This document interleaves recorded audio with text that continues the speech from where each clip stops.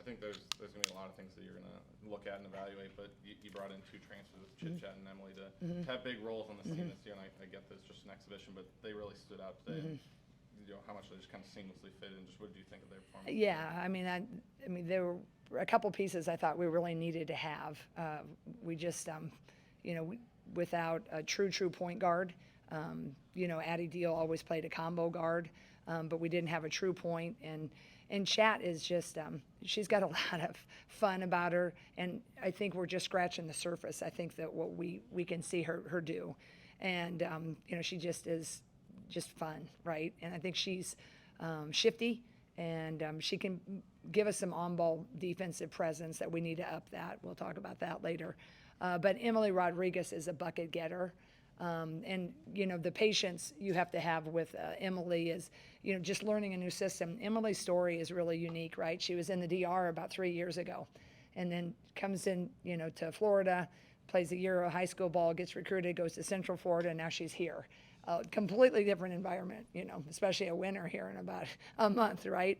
But learning to really play within a system. She's never had to do that. So we've been seeing great strides of the last, I'd say, probably a week. So if that keeps coming along, I think that they really will be really valuable moving forward for sure. And they're, you know, really great kids. Oh, real quick, any Yeah. injury update on either Tegan or Chit Chat? Yeah, I haven't heard from the trainer, but it was really weird when Tegan got that kind of weird foul. She just hit her ankle, really tweaks it in a weird way. And so she was going to try to play, but she's having a hard time putting pressure on it. So kind of a freak thing. So I don't know if it was just, you know, if it'll be a one-day thing or if it's a longer day thing. We'll know a little bit more tomorrow. And then Chad, I think, was just cramping. I think it was just a really bad cramp. And at that point, you know, we didn't really need to, you know, I need to get some other people minutes. But fingers crossed that they're both just a kind of a weird thing. And overall in a game like this, I don't know for you as a coach, what's your barometer for success in the next Yeah. game like this? Yeah. If you met the standards that you wanted to, Yeah. some things left out there? Yeah, you know, I think these games, I actually channeled my memory of a Drake exhibition when I was a young coach. You know, sometimes it's just a little tough sledding, right? You know, you're just like, you can't get in a rhythm, you give up points you shouldn't give up, and then you remember that it's an exhibition game, and you got, you know, 9 new people out of 13, you know, or whatever, 14, and that's where they're just like that sometimes. So I think for me, the barometer was that a lot of the things that I was hoping to see out of certain people, I started to see. And we can start with Chit Chat and Emily with that. I think, you know, Ava, you know, she did great. I love her, believe me. But, you know, they're not 6'4" that we're going against either, right? So you can be excited, but it's also, you know, what's coming down the pike. And let's just start with, you know, in our conference with UCLA, right? But what I loved is that Ava was a lot more aggressive, and she was assertive, and she was bearing her, especially the second half. I really challenged him the first half. I was not happy with, golly, we were posting up 2 feet from the lane, and we were just being so nice and and then the whole spacing of passing was terrible. And I was like, look, we know that that's not how we do it. You got to, and I might have owed Ava coffee. I said, if anybody gets an offensive foul. So it's Ava that gets a foul, and Hannah has her teammates back, and she's like, you owe her coffee. And I was like, it wasn't even you. You know, Ava might have forgot it. But I was just trying to instill, you need to dominate. And I thought the second half, you know, just by virtue, they don't have as much size, especially when they weren't playing their big. We did what we should have done. But I love how Ava runs and all the things. So I did see a lot of pieces that I liked that were better. But, I mean, I saw a lot of things that I didn't like either, you know, especially defensively. I wanted to ask, what kind of went into who came in for substitution when you started putting them in? I know you said you were trying to expand the bench a little bit during Yeah. the day, so what went into some of that decision? Well, we just kind of pre-scripted who was going to go in for who, not necessarily minute by minute. It's not like you script a play like for football. But this game is still early. You're trying to get some experience when you don't have pressure. Flip this in about 10 days, you know, then it's you don't have the luxury of well, let's just try. We're going to go try to get, you know, Addie in, you know, at this point in this position. We're going to try to get Strim in at this bit. so we did plan that all out, especially the first half. But it's, you just need some data as a coach, and sometimes that's the hard thing, especially, the hardest thing for me is I just wish I could play every kid 50 minutes, right? They just work so hard, and you just can't do it, right? So, yes, we scripted the majority of the first half, but there's not much to it other than that, just trying to get people minutes, Yeah, Jen, Addie only made 2 baskets, but she led you with 5 assists and had 4 rebounds. What does that say about her game? Well, I think that, she forced it a little bit offensively. She probably could have had maybe 8 assists, right? And I just think that's a freshman that's learning, kind of how it's going to roll. But she's a beautiful passer. She's a great passer. She can shoot it. I think she was just pressing a little bit. Look, most people, when they come in, their barometer is always offense and points, right? And they're just used to, taking it. And I thought she over-penetrated a couple times and got in a couple turnovers. But I thought at the end she really kind of relaxed, and you saw that beautiful distance 3. So I think you'll see her continue the trajectory. But there's nothing like experience. Taylor and Kylie, they've just been there. They understand how it works. They understand the shifts. And I hope as our young kids, they figure that out and grow, that you'll see a little bit more fluidity. But I was really happy that we got to see those last few minutes for Addie, just for her confidence more than anything else. I mean, I know what she can do, right?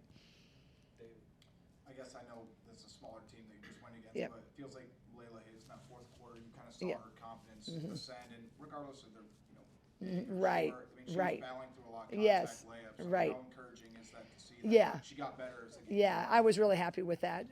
The one thing will continue Layla's trajectory is she is the sweetest, and to get her to be a little ornery in there and just to be a little bit feisty. And I thought we saw a little bit of that. She did snap, a few. And then she got a foul too, didn't she, down there trying to rebound or something? So, yeah, I think that was big for her. She was pretty wide-eyed going in the first half. It was, and sucking wind, that nervous, and I think she missed a couple weeks of the season because she had a concussion. So she kind of lost a lot during that time. They always do, boy. Ava Hyden, the same thing last year.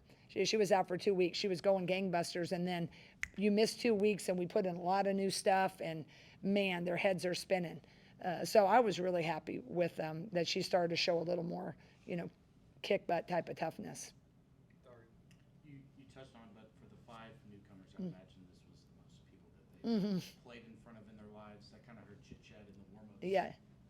Looking around and, Right. and realizing that. Just what did tonight do to kind of clear that, check that box, Yeah. knowing that your home court advantage is a little Yeah, bit yeah. I think that's the greatest thing when you have this is just they understand how they were so proud of the when they were committed, right? They knew all the history, but then when you get here and you get to meet the fans and you get to see that they are actually coming for exhibitions, and I think everybody understands exhibitions. I mean, you look at a pro football game, they might be the Philadelphia Eagles, but there's not maybe quite as many as when they're going to play Kansas City, right?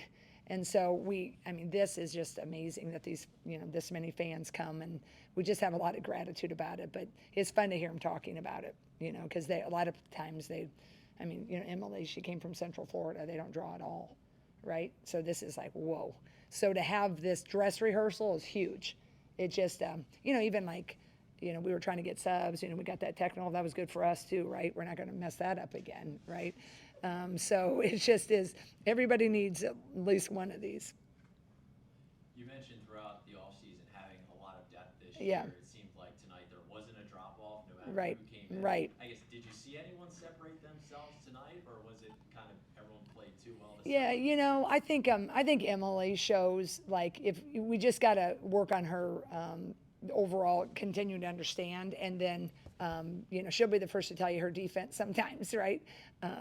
It reminded me of me a little bit as a freshman. I remember those. You think you're playing good defense and you're lunging and they drive right by you, and you just got to understand the angles and get that down a little bit. But I thought she really did a better job of trying to play within it tonight. So I thought she really showed me she'd made some strides. But yeah, I mean, it's just kind of a closer race, right? And everybody, what I love about our team, they're pushing each other, but they're for each other, right? It's such a unique thing. You know, you see your buddy go in there and soaring, and you're like, yes. So I'm proud of the young women that's just who the Iowa culture is. But I think it's still pretty close. But I do think that you're going to see this thing, kind of change as we go through. I mean, we need to improve. I believe we will improve.